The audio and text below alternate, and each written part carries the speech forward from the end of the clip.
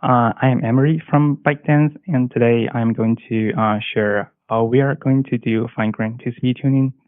And this is collaborated work with Jin and Xiaochun. So there, if we have some time, then I'll invite Xiaochun to share some our future work.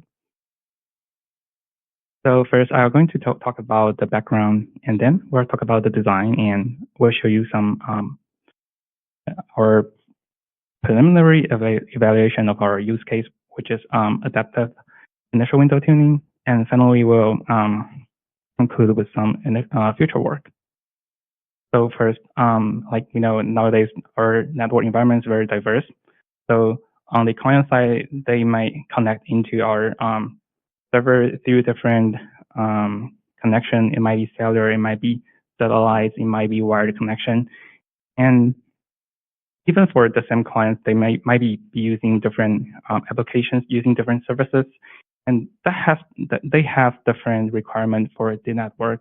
And same thing for our server sides, like there are different services, so different requirements. And we think that a one-size-fits-all solution, like the existing thing, TCP tuning, although it's working good to some extent, but there might be some missed opportunities in making the performance better. So that's the motivation of this working. So we're trying to build a platform in our company to fine-tune some TCP connections based on like different requirements. So let's talk about the design. So our solutions comprise of a user space, agent, and kernel space BPF programs. So the user will pass a policy.json file to the agent, and which specifies what connections that you want to tune and what kind of tunings that you want to do. So the agent in the user space will load the BPF SOCOPS program and also multiple TCP congestion control implementing using structops so that we can apply differently. And in the kernel space, there is also policy map and the metrics map. So the policy map the agent will convert that policies into the policy map, which is an eBPF map.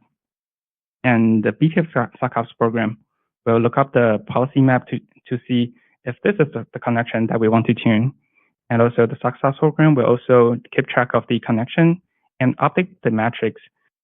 And the metrics, an entry in the metrics is the entry is per path. So we're aggregating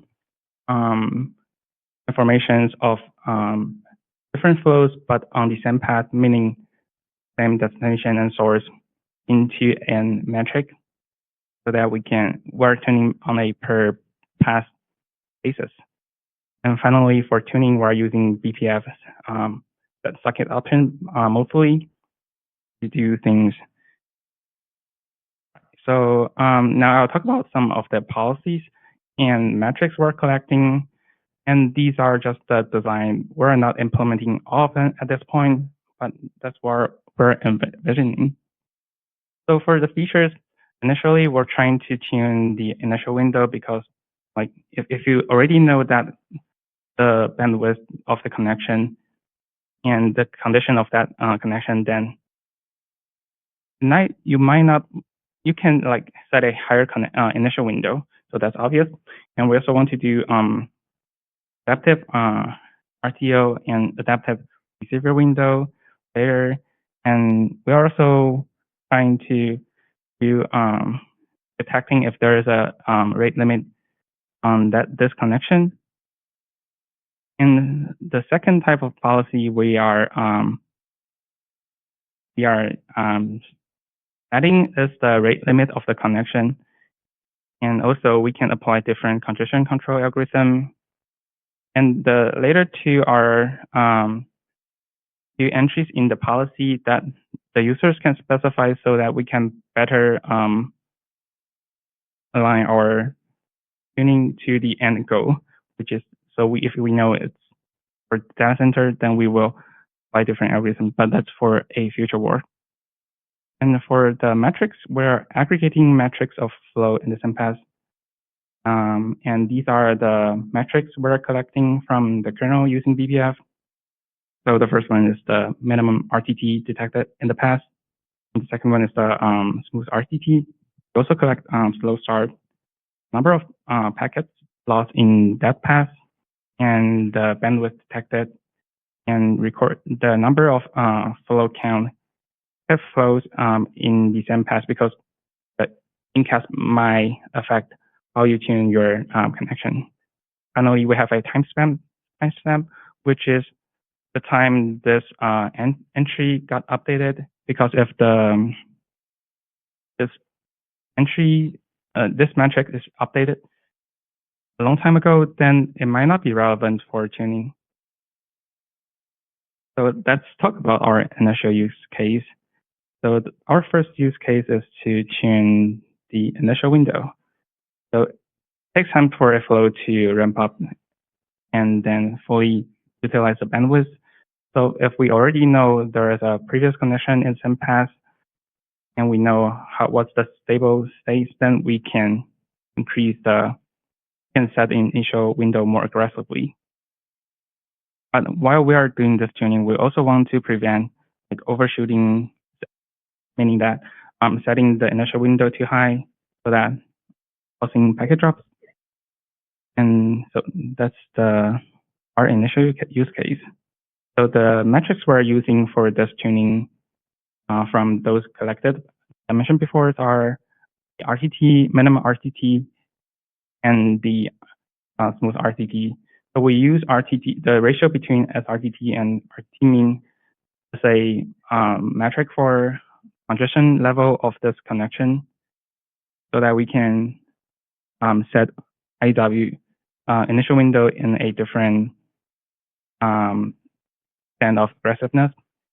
And we also take flow count into account so that we don't overshoot. So this is the eBPF code in SOCOPS. And so we divide the slow start threshold by the flow count, and we use this to set the initial window based on the load of this connection. So there are three different condition of the network. We based on the ratio between RTT and RTT mean. So we use that to set the initial window, finally using BPF helper function. And now I'll talk about some of the preliminary results. So we are not testing it in production yet, but we are doing some testing. And because our initial use case is for targeting CDN client, so we are setting up the server and client into different data centers, and we use a NetEM QList to simulate a to put a rate limit there,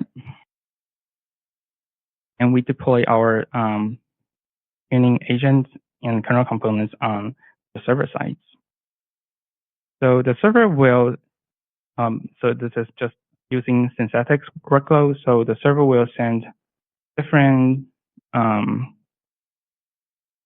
flows, because we haven't put it into production yet. So we're trying to see our tuning's effects on different sides of flows. So the flows here are the sides here are the data sent in one connection. So in one testing, we're sending 1,000 random flows from the server to client. And the size, the flow size basically follows a Pareto distribution. So, and I calculate the average flow size for you to better understand what size of the flow means. So the average flow size range from 1 kilobyte to 10 megabytes. And we also try to see how the incast affects our tuning. And we have a 5 millisecond loss between each flow. So there are some assumptions, of course, for this tuning. So we're doing this in a lab. So we're assuming this is, of course, different from the final production environment. So we are aware of this limitation, and we will do more testing when we put this into production. And so we're assuming the network condition does not change in a short period of time, and we're not dropping any packets. So there might be some potential change in the network condition across time, but we will do more adjustment after we deploy it. So first we look at the throughput improvements for using adaptive initial window. So in this experiment, as I showed you before, we have different flow size profile, and we're seeing the overall flow completion times reduced at most like 7% for larger flow size. So in this figure, the rightmost one, the average flow size is megabytes. So we're seeing a improvement in the overall flow completion time.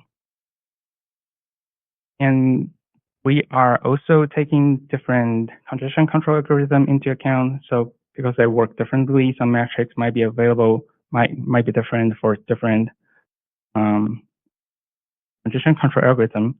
So we take it into account. So in here we measure those. We're seeing that our tuning has same benefits for both cubic and BBR. And if we break down the flow, we look at just the distribution of the flow completion time of 8 individual flows in an experiment. We're seeing that improvement of flow completion time across different scale. So as you see here, so we're seeing this has some benefits even for some smaller flows, as you see the P25 here. And that's because we're utilizing previous knowledge of the initial window. So if we already know the initial window, the slow start thresholds, then we can, in the next flow in the same path, we will just apply that based on our tuning logic. So that's why we're seeing improvement of flow completion time across different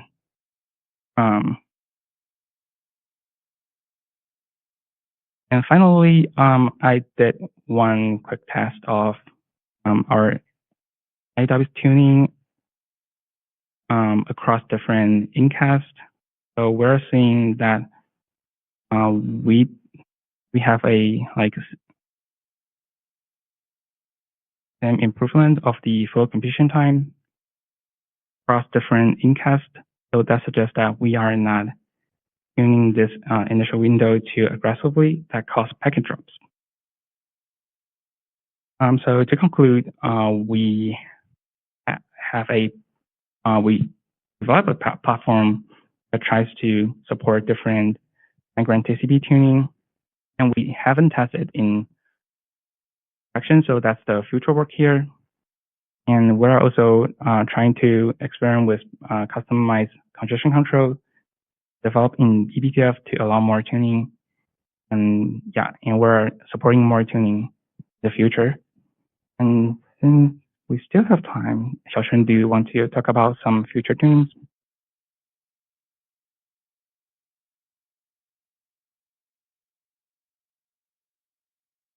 So if you notice the previous test on the, so small size actually performance is not that good because, it's hard to detect that a slow start threshold, right?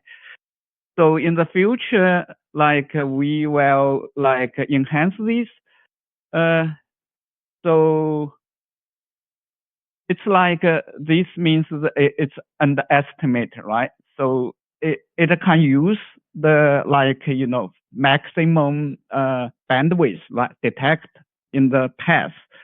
So to set that value to because that maximum bandwidth we detect in the long line actually it's more consistent in that way, right? So you can speed it up, and also you can implement high pass field with minimum value.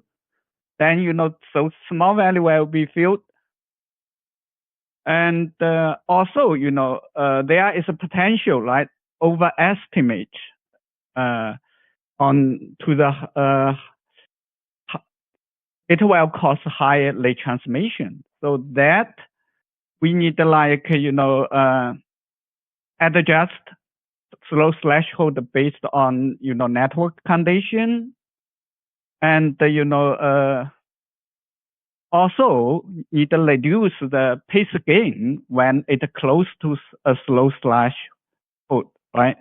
So another thing we want to do actually is on the active receiver window adjust. So we want to put some HOMA sealer into here, right? So it's like, based on, receiver side bandwidth, towards bandwidth, like you see, link bandwidth, and, on the receiver side, you will see like how many in-cards coming in, right?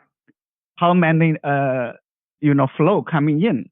So that will help to detect the in-cast. So essentially, it will able to reduce the in-cast, reduce the latency in cast case. So we try to adopt some of HOMA theory into TCP in this case. And another direction will be like, sorry, I'm not. So kind of on the customer CC case, because currently we move ahead with originally those TCP tune is like more like system-wide tune. Now here we implement possession tuning. That's like each one is based on its own flows condition, right? Tuning it. So, but those parameters, it's still not a lot, because, so essentially customized CC implement use eBPF will allow we advance in that fine tuning, right? We have more control to do what we want to do, and more control to experiment new things like new protocols, congestion controls in this field. Yeah. Question.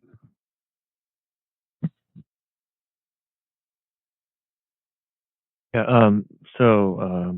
Question is, it seems like you're basically trying to adopt the congestion control parameters, including the initial congestion control, window size, based on the history, right? It's based on the two tuple meaning, your source IP address and destination IP address, and then, what was actually used before, and then apply that basically.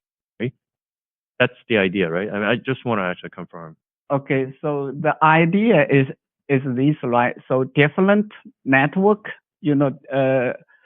it's different, right? So on the DC send and compared to the WAN case, right? So currently, one congestion control want to apply on the different situation. Those parameters, right? Yeah. Well, it's more because it's shared by a lot of connection in the same host, right? So it's harder to tune for just for one case. Then we need the possession tuning, target each different case. So that's one thing. It's a kind of a possession tuning. A second is like how you detect the network condition, right? So that's second. Third case is like previous experience, right? We already on the congestion control per flow already figure out what is the maximum bandwidth, right? What is the ITT? What is the network condition looks like? So those can be leveraged to set future parameters. That's we call the adaptive tuning.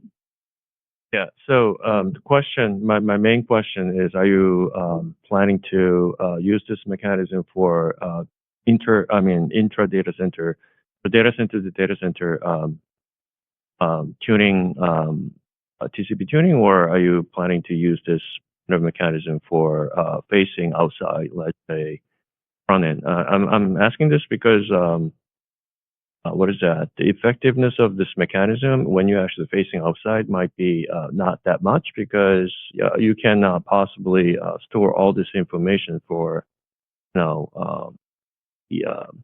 internet facing servers, right? So I just want to actually understand the use case. Okay, so the path, right? So for example, say in server, you have outside, you have inside, right? That's different flow, right? Different path. So it's caching. We need caching those information. So what I'm asking is, if you're using this mechanism, within your data center upload, update, or whatever, right? Then and you will actually have a limited set of two tuples, and it will miss. I don't know if you actually implement all that stuff, but if you actually use this mechanism for internet facing servers, then it will be too many two tuples, right? So basically you will actually have a table cache misses and stuff like that, right? So it won't be that effective. So so my main question was, try to actually use this mechanism for within data center only, or you're planning to actually? So we have different use cases, and indeed we have one use case for external. So like the caution you mentioned might be a problem for us, but we haven't tested in production. I'll keep that in mind. So one case CDN case, right? It has the repeat pattern. This is one thing. Another thing is usually on the network server access, right? So clients tend to open multiple connections to speed up. So multiple connections to the same server, right? So you can see the leverage, right? So because there are multiple connections, so they can share the information. And also, for the short video case, right?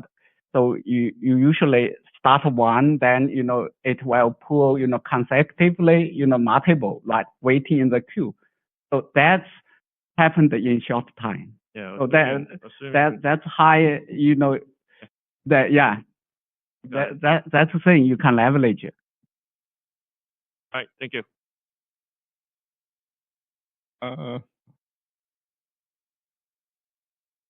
Okay, maybe I'll ask a question.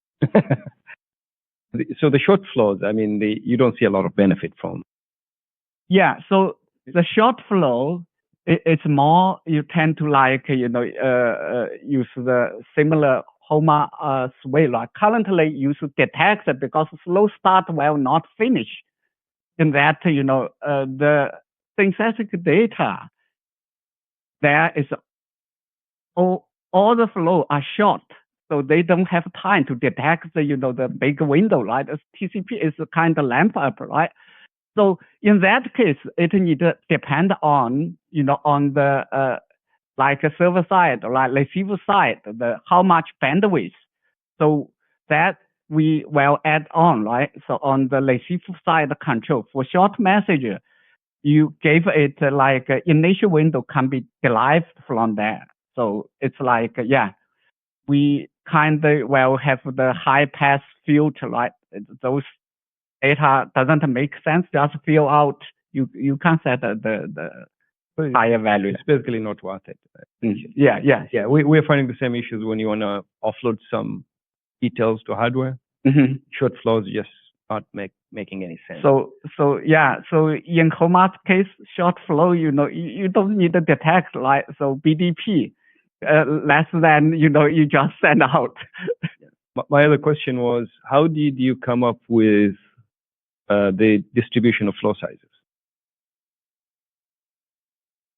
So I look at previous paper, and that's just one of them. And then because we don't know the actual workload yet, so I try to have different flow sizes so we know what's the tuning, the effect of the tuning across different flow sizes. Yeah, so this is the magic I've been looking. I can't seem to find any reasonable data. I thought maybe you could collect it from your data center, or depending on the workload.